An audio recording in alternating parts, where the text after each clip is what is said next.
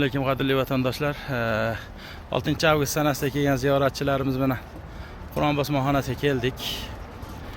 Inshaalloh dunyodagi eng muqaddas kitob Qur'oni Karim bosmaxonasini ko'rib va chiqishda inshaalloh bittadan qo'llarimizga bepul Qur'oni Karim beradi. Inshaalloh qo'limizga olgan Qur'oni Karim bilan birgalikda xonadonlarimizga fayz barakot kirib boradi inshaalloh. Qur'oni Karimni inshaalloh o'qib tursak, varaqlab tursak inshaalloh uyimizda barakot bo'ladi. Ana hammalari o'zimizkilar.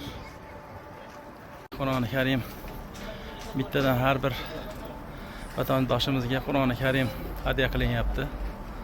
Ilohim bu Allohning kalomi uyimizga kirib borishi bilan shu Qur'oni Karim bilan birgalikda uyimizga Allohning nuri, Allohning barakoti, fayzi kirib borsin.